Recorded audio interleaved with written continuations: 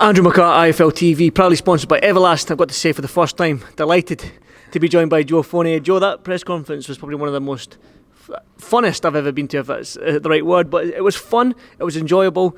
There's no secret you and David Haye are best mates, or good friends at least, but I mean, what did you make of that press conference? I'm having fun with it. Like I said, for me, this is kind of like this is a video game, like in my head.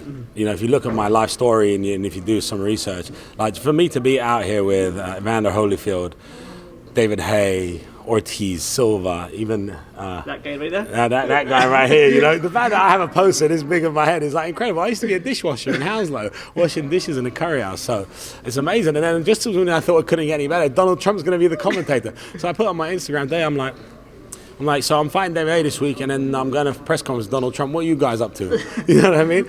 And it's just crazy, isn't it? So like, this guy was the president of America. So it's just real special for me. So I'm going to enjoy the experience. I'm going to enjoy the moment. At the end of the day, I've done the training that I could in 4 weeks. I know David Haye's advantages. He's massive. He can punch hard. He's a trained killer. He knocks everyone out. All right, cool. I've signed the contract. I'm fighting. So why think about it? Just enjoy myself. And then, you know, maybe put him off his game a little bit. Maybe some of the tactics. You might have in that press conference. Yeah. Like I comfortably, you know, I comfortably feel like I entertained the crowd well there and made everyone laugh. So I think just me trying to get up there and be all tough guy and talk about boxing merit is just like really irrelevant. It's just about enjoying myself. I'm just happy to be here. And like I said to the BBC the other day, I said, if I last 8 seconds or 8 rounds or I win, I've won because I'm here.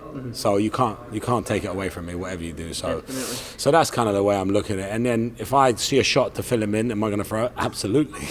Well, that's what people are hoping for, because a lot of people might be sceptical and be like, oh, they're best mates, this ain't going to be a fight, it's going to be boring. But I mean, talk to me about how this came about. Your mansion in Mykonos, you and David Haye having a few drinks, no doubt. Did you just say, listen, I can knock you out, you prick? What sort of, how did that conversation, how did that go? There was a girl that asked, she said, who would win a fight between you two? And I was like, I was kind of hitting on her, so I obviously got to flex a little bit, you know what I mean? So I go, me? Maybe 10 years ago he would have won. Yeah. It went down like a lead balloon, let me tell you. So next day we wake up, he's like, listen, we're having a coffee on the terrace overlooking the GNC, and he goes, he was joking, yeah? Like, I know he was trying to get some.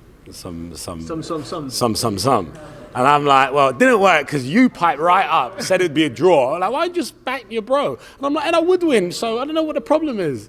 And he was like, what? He's like, let's go, we'll come back to London, let's do it. In the gym. I'm like, why do it in the gym? I'm like, I'll call Ryan Kavanagh now. He wants nothing more than to watch you get knocked out. So he doesn't have to keep putting me on Triller Fight Club. So I call Ryan up. Ryan's like, you're mad, but I'll do it. Agreed the terms, sent David the contract, he signed it. Next thing you know, 4 weeks in, I'm in Mykonos, still running my nightclubs, my bars, the beaches, all of that. And I'm like, I've got a contract to fight David Haye. Okay, I guess I got to do it now. Signed, done. Flew down to Mexico because I'm opening my nightclub in Tulum in 5 days. So I flew down and did both. I would train in the morning, get the place open, train at night, go to bed, wake up, do it all over again. So I've had like 18-hour days for the last 4 weeks, and we're here. So we're here. Like I said to you, I mean, the press conference was fun, and we did talk about use our best mates, and like, it was a joke and stuff like that. But I was at the Jake Paul, Tyron Woodley thing. That was like a lead balloon. I mean, some of these fights you can think, I can't. There's nothing to it. But I mean, sometimes friends can be friends. But when it comes to that ring, I don't know if David hits you in the nose and it's bloody, and you've not really. He said you've not experienced that taste of your own blood yet in the back of your throat when you can't breathe. Can we expect as fans? Can we expect you and David to at least tear up? I know you probably will hold back on the knockouts, maybe, but can we at least see you stand there and try and punch his head off? I'm not going to hold back on the knockouts. What are you talking about? Because if I hold back on the knockouts, and he's going to knock me out. So no, we're gonna go out there and put on a show. Listen, I said I'm going to win by a first round knockout. Do I believe so? Yes.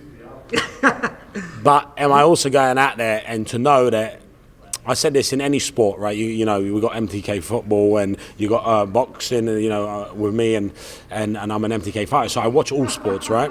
And if you look at football, you move the defense, right? You pass the ball across the back line because that shifts, creates space, creates gaps. Basketball's the same, my old sport. You move the ball around the perimeter, move the defense, gets them tired, makes space, makes cracks, you score.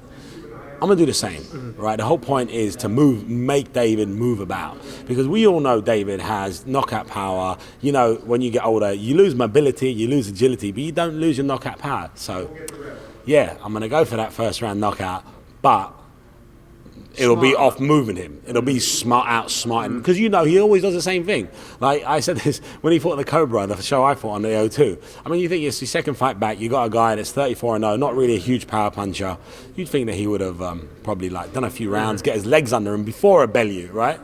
No, he goes out and knocks him out. He only has one mode. He doesn't have, Talk about his injuries, though. We know his Achilles. We know he's got bad Achilles, his bicep. Yeah, he's got his Achilles. But look at him. Look when he walks. Look at his back leg. His back right leg is half the size. The calf is half the size. Yeah, he's got his overhand right, which is his best shot. Torn Achilles. Didn't throw that a lot against Bellew, did he? You know. And so then, you know, now you're starting to, and then you break it down and you pick it apart, and then you start to think, well, hold on, I got half a chance here. I got half a chance of getting through the hairy parts. Maybe he still has all the power in the left hand, maybe not the right hand, maybe he does, maybe he don't, but I got a chance. And all I need is a chance, because, you know, in life you don't, and nothing's on a silver plate. You get a chance, you got to take it. I've been given my chance in my 10th, 11th pro fight. I'm going to take it. If I win this, you can't tell me I don't deserve a big fight after that. In terms of big fight, who are you talking about in terms of a big fight? Well, I like the more entertainment side. I love this, right? Well, you know, I'm not really too bothered about them. I think he got found out a bit in his last fight, to be honest. Like, it's not against Tyrone Woodley, and Tyrone Woodley's, let's face it, in the UFC, he's a world beater in the boxing arena, pro debut guy. That's where Jake is. He's pro debut, real pro debut guy. I'm not saying at his age, it's 3-0. He's done great. He's sold out arenas, but for me, it's more like the legacy stuff, right? I'm 38, I'm not 24 trying to compete with him, rankings and all that. I'm trying to go, let's go. A big businessman I respect is Conor McGregor, right? Look what he's done in business. And so maybe we do the most expensive white collar fight in the land. Yeah, right? Two businessmen getting in the ring, you know, imagine that. Or maybe, you know, Oscar needs an opponent. If I get through David, why can't I fight Oscar? Exactly. And then I warrant it, right? So there's Oscar. There's also, you know, anything fun, anything that's going to do this stuff where I can come and I'm excited and I can tell my mum. Yeah, Joel, I'm going to say, right, I've got a fight on the 17th of this month against a former British, European and Commonwealth champion in Willie Lemond. He was the first guy to knock down Amir Khan back when he started and stuff like that. I mean, I want some of that money. Yeah. I want a big payday. Would you fight me? No. I don't like anyone as to be more handsome than me in the ring. Shut up, man. You know it's a lie. That's why I stay this side of the camera. That's why I stay. And no one will ever know. Exactly. No one knows what I look like. Yeah. No, but listen.